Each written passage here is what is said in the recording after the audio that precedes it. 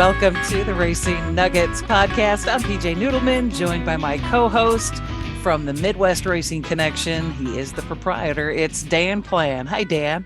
Hey, how's it going? Really good. I am so excited for our guest that we have here today. He is the legendary Wisconsin driver, Scott Hansen. Hey, Scott. Thanks for joining us. How are you guys? We are really great. So glad that you're here with us. And you are actually in Arizona. That's where you live now, right? In the winter, we came and went for 11 years out here. 2-3 weeks would be the most we stayed, but now we're going to try to, starting next year, pretty much come out in middle October, end of October, and stay till May-ish. But plans always change. That was what the plan was this year, but I'll be heading back in March, so to do some things. But that's the plan. Nice. You actually get to a lot of different races too. I've seen you after races talking down in the pits with some folks, including my husband and some other people. Are you planning to go to a lot of different races this year? Probably a half a dozen to 10-ish. They've got some dirt track racing out here that I've been going to a little bit. There's a Chili Willy 150 or something like that coming up at Tucson on the 5th that I'll be going to. I'm working with Kenny Schrader a little bit. Working is a really bad word to use. I'm going with Kenny Schrader on a couple of his Federated Auto Parts deals again this summer, and that's a lot of fun. It's not racing for the Federated side, but then Kenny races a couple times on these trips. So yeah, I'll hit a dozen this year of all different types. Now, I saw some pictures that you posted on social media of Kenny sitting at a table with your lovely wife, Nancy, too. Was that when you guys were sort of discussing this plan that you're going to be doing? We started out discussing it. It turned into pretty much speechless murmuring at the end of the night. We had one of Steve Holzhausen's brandy bottles that got involved, and yeah, it was a great time. He spent the night here, and I went to a race or two of his out here. So great Nice. friend. Yes, he has been, and we'll get into that here too in just a bit. But are you planning then to kind of, are you getting back behind the wheel, or are you just going to kind of help promote or be making appearances, or what are you doing? No, it's just strictly go have fun. Nice. They don't make window openings big enough for me to get in these things anymore. And I told somebody, in fact, might have been your husband, if you do get me in, we better run 10 in a row, because then it'll be that long before they can get me back out of one. I love that. I love that. So Kenny, go ahead, Dan. I was going to say, I've been lucky enough to meet Schrader 2 or 3 times, and based on the few minutes I've spent with him, that's got to be a fun time just to go hang out with him. I was just going to say, lucky is probably not the word. It's a great time, but yes, he's a piece of work and really, really enjoy his company. Well, you drove for him for several years. How did you actually end up hooking up with Kenny Schrader? Kenny used to come up to Wisconsin quite a bit, and started out, he ran some dirt races, Hales Corners, and different tracks around there. Drove for Teddy Dolan, a really successful dirt racer from the Milwaukee area. And I believe Kenny and I were racing at Hales Corners together. I had one of Ted's cars. Kenny brought his own up, and we just kind of ran into each other a little bit, talking back and forth. And when he came up to do like the Slinger Nationals and the Dixieland 250 at Kaukauna, he needed cars, and that's where Jerry Gunderman came into play. And we rented the cars, and Kenny rented the cars from Jerry, and I pretty much set them up and maintained them. And one thing led to another. He asked me one day if I ever wanted to come south and do some of the racing for him. So we got together in 97 and 98 and ran the ASA series with good success. And then we moved into the truck series for 1 year. Oakwood Homes was a sponsor for a 1 year deal. And kind of fortunate that that's all it was for me, because I didn't adapt to those very well. It's a learning curve. Interesting. I had forgotten until I read one of Joe's books that you raced dirt to start out with. How long did you run on the dirt before you switched to pavement? Probably 6, 7 years. We raced a lot of dirt tracks, and I mean, we raced a lot. I think our longest stint was we ran 14 nights consecutive back in the day. Oshkosh on Tuesday. Seymour would have specials on Wednesday. God, I can't even think of them all right now, but Shawano, Luxembourg, Norway, Michigan, Marshfield, Sturgeon Bay. I mean, we covered a lot of tracks up that way, a lot of different special. De Pere was a big one for me. It was right in my backyard. So yeah, probably 6, 7 years. Had mild, mediocre success. I don't know, 1.5 dozen. Well, I don't know how many I won, but did all right. There was What- some pretty experienced guys when you had gotten to it back then too, like JJ Smith and Roger Regath and all them guys. They were like the Um, trickles of dirt that you were running against. Oh my right? goodness. MJ McBride and Roger Pauls and Tom Stidings and yeah, I mean, I can't even think of the greats, but we had a bunch for sure. What prompted you to switch from dirt to asphalt then? Um, very, very lucky to be in the right place at the right time. We used to go every Sunday morning and wash our dirt car in a car wash in Green Bay. And I was there washing the car one Sunday morning, Richie Waters and myself. Richie was my main guy back then. And a gentleman by the name of Steve Marler pulled up to the car wash thinking he was going to beat us there that Sunday morning. And we got talking and he said, what is it going to take for you guys to not dirty up this car wash? Because I love to get out on Sunday morning and wash my Mercedes by hand here. And Richie just said, well, just buy us an asphalt car and we'll get rid of this dirt. Because Richie was not a huge fan of dirt racing. And the guy says, my office is next door. Meet me there tomorrow morning at 9 o'clock. And pretty much the rest was history. By 4 o'clock Monday afternoon, we had a new Rander car being built and new B&B motor being built, and didn't look back. Wow. I never heard that story before. That's incredible. Again, right place at the right time. Dang.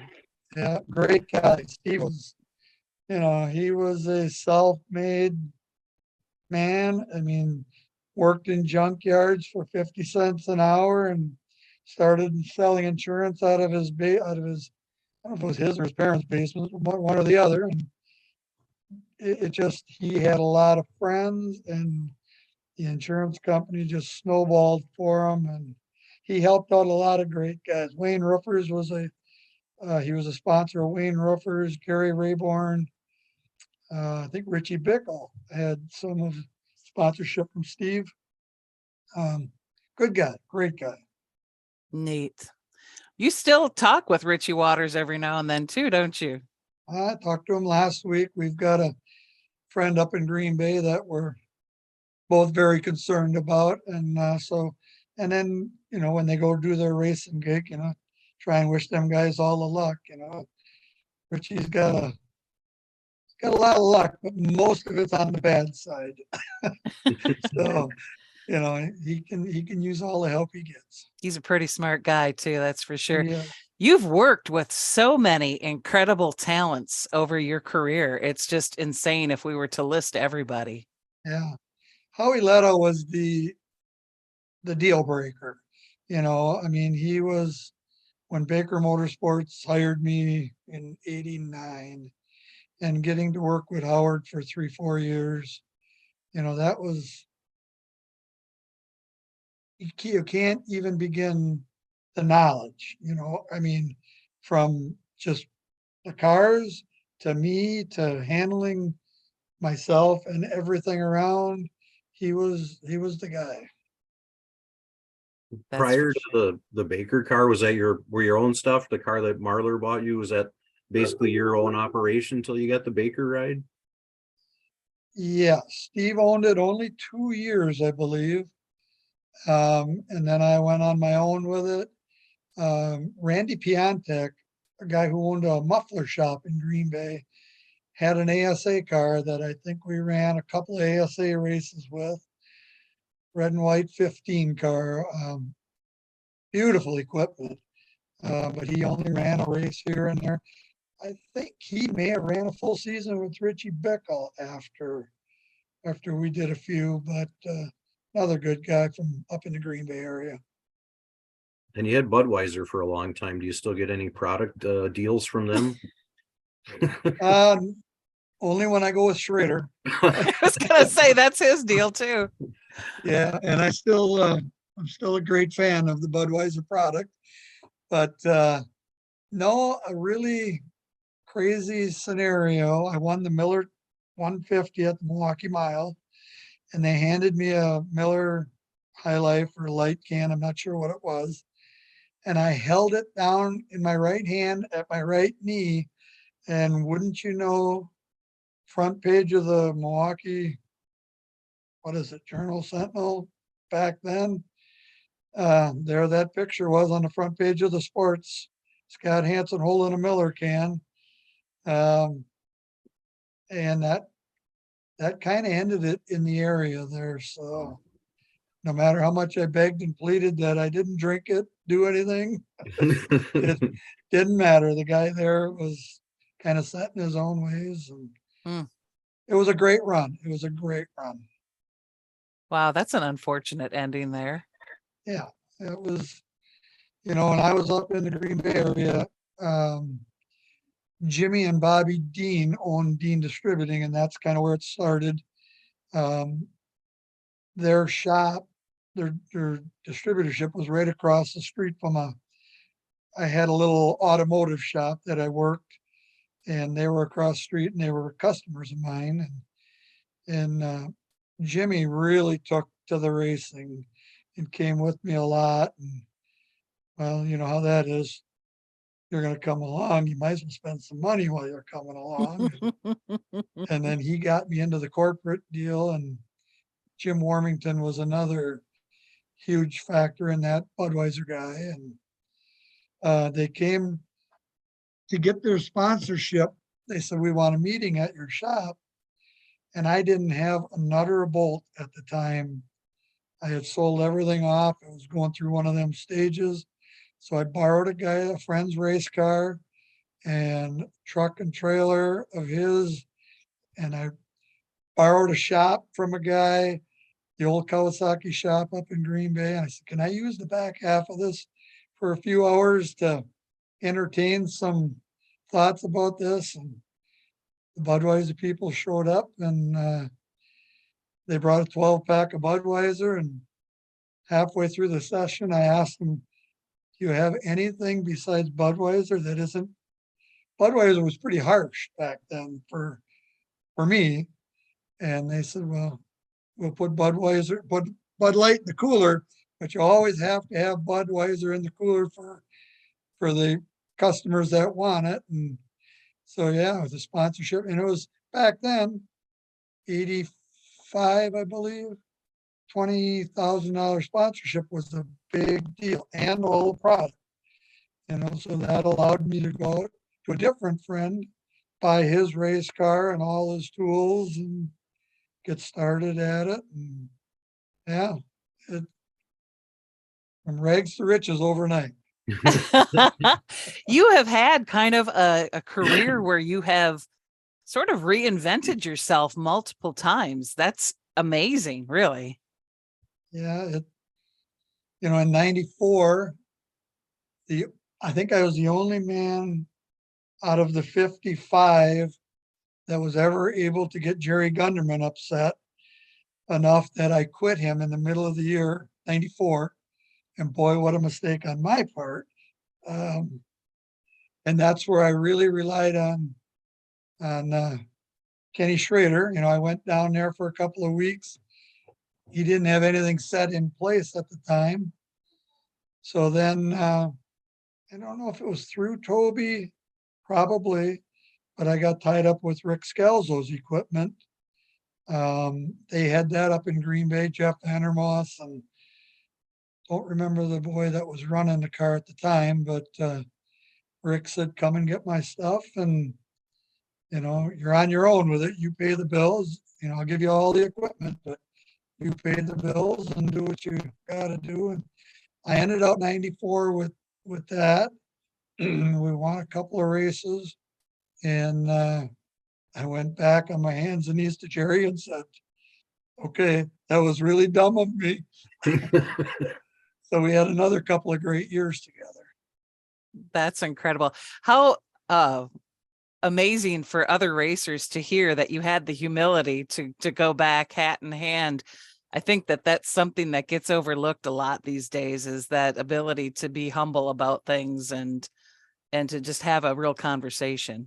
Absolutely. It was plenty after the fact of that, but I heard somebody say something to the effect of never burn a bridge because you just never know. And, I was living proof of that early on. And, thank goodness Jerry, can't remember who's it, maybe Jay Sauter was the unfortunate one that went to drive for Jerry the last half of 94. And then, like I said, I had gone back to Jerry, and fortunately he took me back as a driver for 95 and 96. And then I moved to Charlotte to do Kenny's deal in 97, 8, and 9.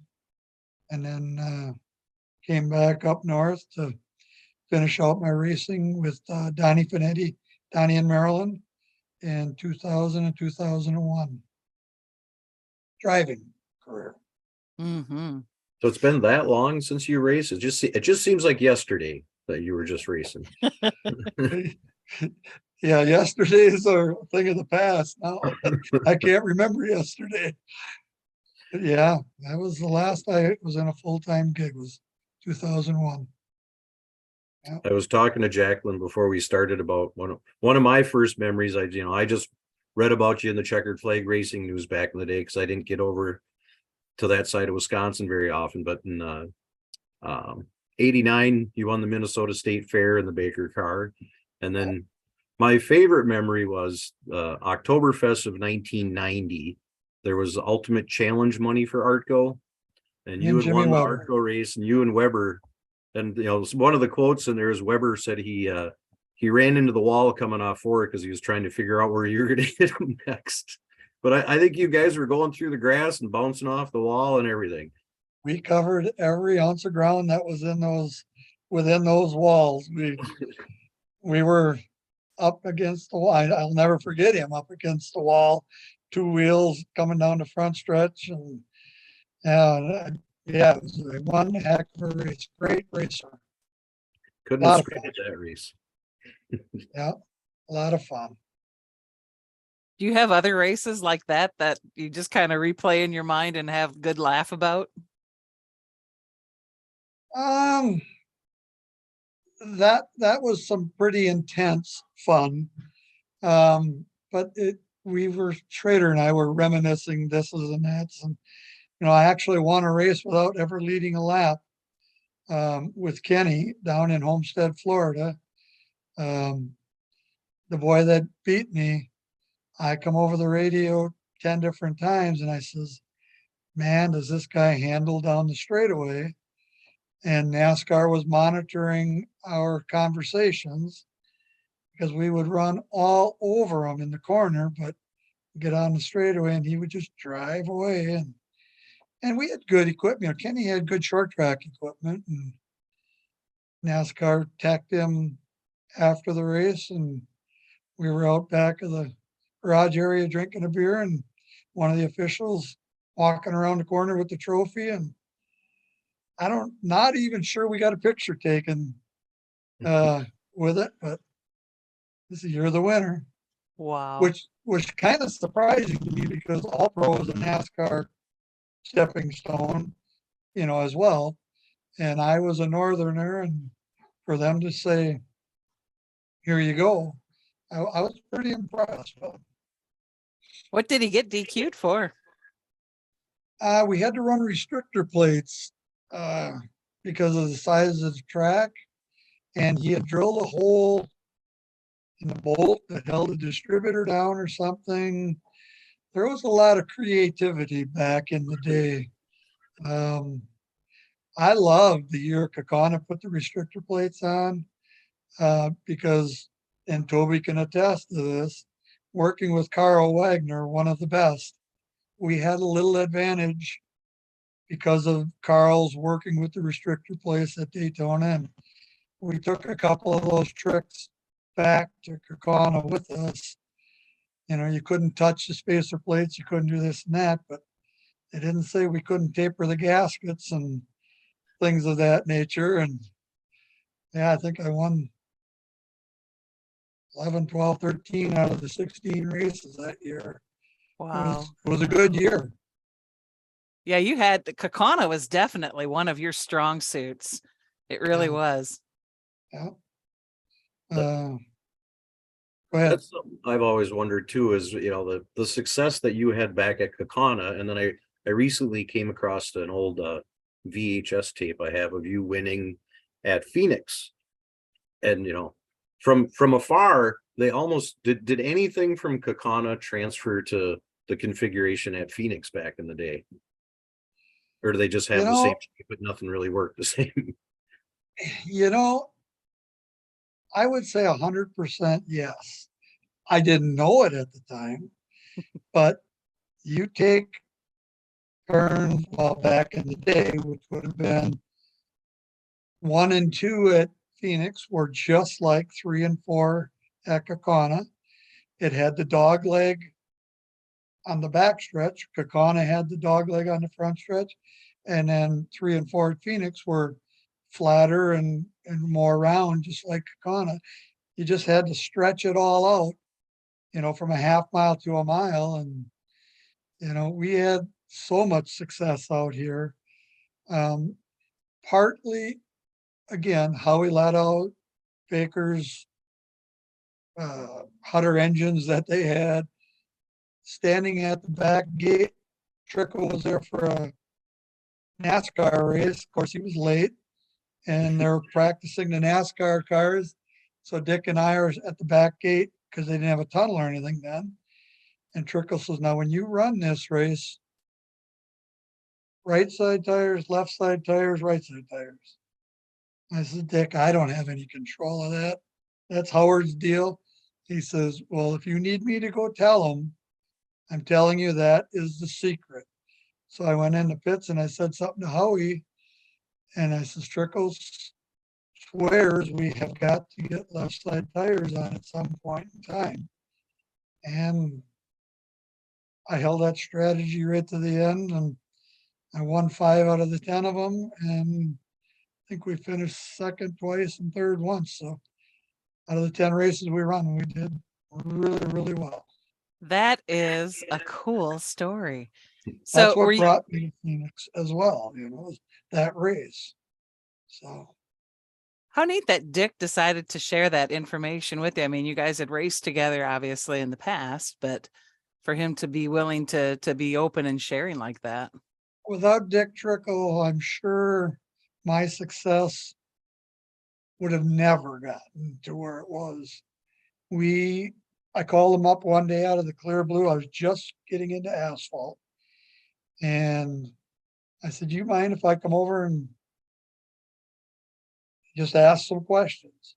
And again, Richie Waters and myself, Jeff Vandermoss, we drove over there in a snowstorm and bought the bought the 12 pack of Paps, to go in the door with, which I really struggled with. But I says, what about setups at Lacrosse? What about setups at the Dells? And there had to be a book, I don't know, 6, 8 inches thick on the bench at his shop. And he said, it's open book to you. And Richie was over there. Once Richie heard that, he was over there with a paper and pencil and writing down everything that could be wrote down for setups and staggers and tires. And yeah, that was big. Dick was Yeah. very, very good to us. Wow. You are just a genuine soul. I mean, I felt that the first time Toby introduced me to you. Your husband wouldn't think that.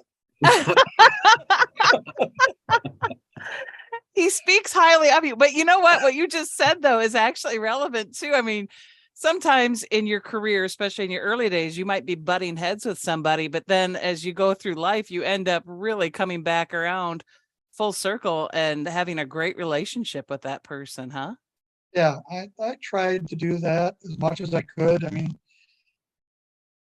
there were times on the racetrack with different people, but come the end of the night, day, whatever it was, I tried to get right back in and rub elbows and drink that beer with whomever it was, and try to make peace of everybody and every situation that I could, Yeah. as Toby can attest. Yeah, and he will actually. I was shocked. We were out in Phoenix, as you well know, because we saw you for the championship weekend here at the end of the year last year. And Toby was just kind of stir crazy. And he kept telling me, Scott Hansen wants to come up here. Is that okay? And I said, I'm sure it is. It wasn't our booth that we were in, but I said, I'm sure it'll be fine. So he was just like pacing. He wanted to make sure that you got up there and were able to talk. He really wanted to see you in a bad way. He said, if he can't come down or up here, I'm going to go back down there. I'm like, whatever you got to do, that's fine. So I'm glad that you and Nancy got up there because it was kind of a chuckle for me to watch the two of you going. I don't even know what the heck you guys were looking at on a phone, but you guys were going into something looking at it. But I love that there is a relationship that continues well beyond your racing career. You see how I worked that? I managed to get myself in the door there, and once I found out whose booth it was, I, as you know, I had never met, or I don't think anyway, I won that recliner at Lacrosse, and I never really met any of the people from Ashley, and I thought, well, what a good way to get myself up in that booth to watch part of this race. So yeah, I've got angles going all the time.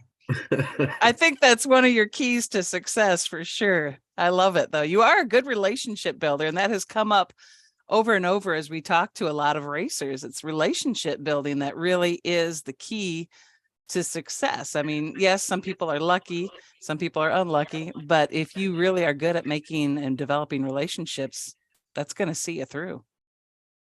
And right from my early onset in starting everything, surround yourself with good people, and something pretty much always rubs off of each individual some way, shape, or form. And I've been blessed with that. I've from the early days, like with Jerry through his trucking deal, and Donnie his trucking deal, and Billy Timlin, TTI Trucking as a sponsor. That was able to move me into my next step in my journey here, getting into the trucking business and learning. While I was racing, I was learning life after racing, and it brought me down some pretty good paths. So what are you up to now these days? Little as I can get away with. A lot of board time, I just joined a automotive club here in Sun City West. It's an incredible facility. It costs you $35 a year, mind you. And you can go in there with your own vehicles and work on anything you want. They have everything in there imaginable, from body shop to upholstery shop to hoist to welders to, you can go in there and help other people. You can, it's just a great facility. Wow. What are you working on then? What car are you working on? I actually, as soon as I'm done with this, I've got to go in there. I just joined, so they have to put you through a safety, uh, not test, but whatever, enrollment to show you how to work this, that, and everything else. And so So I've when got to you're finish. welding, you don't do the shut eyes and just weld. Yeah, You yeah, actually yeah. have to wear a mask. Don't weld without the hood, and don't. They just had one a couple weeks ago. Don't let the car down on the hoist without taking the table out from under it, and you know, pretty common sense deals. But maybe I can teach them a thing or two. But I'm going to go there and try and keep my mouth shut and listen. Try. And and what kind of car are you going to be working on? It's just my street stuff. I just want to, whatever they need, change my own oil instead of taking it someplace, or brakes or whatever. And yeah, just nothing in particular. I haven't found a toy yet. We just moved into this place here pretty much after Christmas, so got to learn the neighborhood and the neighbors and what I can get away with and not. But my neighbor right to the left of me just come in the driveway yesterday with his new hot rod. He sold his three-wheel motorcycle, and I could hear him coming for 2 blocks away. Straight pipes on it, and I walked outside to see what was going on, and he's like, "Was I too loud?" And I said, "No, that was just right." So So we're good. what is your dream vehicle that you would get? You know, I don't have if I can't drive it, get it dirty and use it, I'm not a polished guy. I'm not a spit shine type deal. Probably, if I'm going to guess, there's so many beautiful, beautiful trails in the mountains out here. And I got to do a little bit of that the last year or two. I'm going to probably invest in a side by side so I can just, they're street legal out here. You can go anywhere, do anything. It's just like a second car. And then yet there's tons of groups that, just take day trips or weekend trips and just go riding and do things like that. Nice. That Does sounds like Schrader fun. have any of your old ASA cars in a Hall of Fame or a shrine anywhere? He's got one. He's got the last one down there in his shop. Um, I don't think he's got the late model that we won with. I think Chase Elliott ended up getting that. They went to run a race at Rockingham or one of those places, and Bill and Kenny were talking, and Kenny said, "I got the perfect car, safe car for Chase to be going over there and doing this with." And pretty sure Chase went over and won the race with it. So, but he has one ASA car left. Um, he's got, all the trophies and stuff, which I had for 1 minute had a little bit of a moment of building a wall of fame in my house back in Wisconsin, because I received a ton of my trophies back and race suits and helmets and all this stuff. Pat Bergen, who had a lot of that stuff, is downsizing and said, "Come and get all this stuff out of here, or I'm going to throw it away." Well, now it's there for me to throw away because, I enjoy it, but I'm not going to go down there and pat myself on the back for it. I'm going to, it was memories. And to me, that's a pretty good deal. Well, there Yeah. is a Southeast Wisconsin Hall of Fame that would surely be interested in any of that stuff. Yeah, Todd Bailing is doing his damnedest to get me into that. And I keep telling him, just stop. I mean, he's obsessed with it, actually. Writing letters and this is and that's, and I'm like, I'm 100% okay, but if it happens, great. But there's a lot of people yet that are deserving, of being in there. So, One of the things I had forgotten about too was in my backyard used to be the Minnesota State Fairgrounds, and you won in '89, but you're one of the few people that have won back to back there. You won like '97 and '98. That must have been in Schrader's stuff then. yeah, yeah. Cool. Good. Minnesota State Fair is always a memorable deal. That was, especially when they did the two races, the Artco and the ESA. Yeah, again, Howie Leto was the key to that success, and what you learned and didn't learn, and no matter how good you were or how bad you were, there were there were a lot of people that struggled. That was a tough racetrack to get your hands on. And a lot of people cried when they finally decided to tear up the track and be done with it. Yeah, yeah. Just a good weekend all around. Used to take my kids up there all the time to the Mall of America and the fair and this is and that's, and yeah, it was just a good weekend. Yep. Well, Scott, I am so appreciative of you agreeing to join us on the podcast. You have shared a lot of really great stories and once again showcased your humble side, which I think was a big key in your career as well.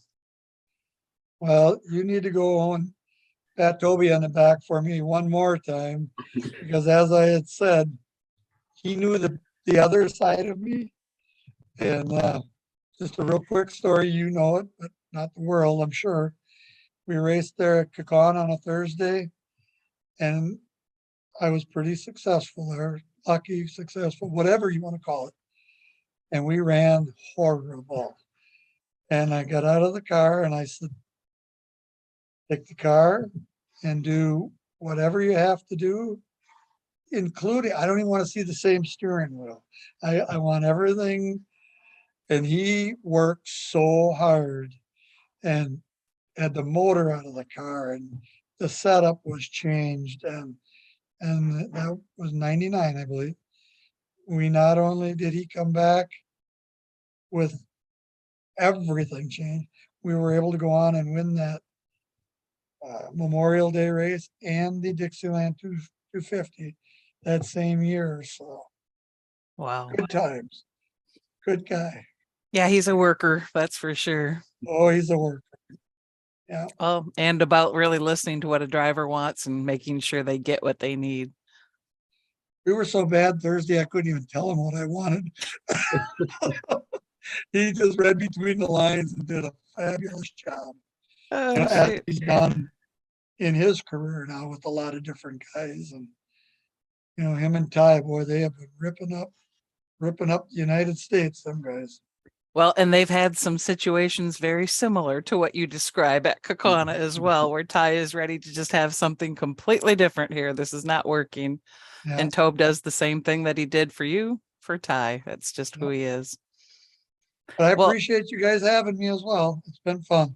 yeah, Scott, you are a real gem, and I look forward to continuing to stay in touch with you and your beautiful wife, Nancy. Could you tell my wife that? Could you say that a little louder? She just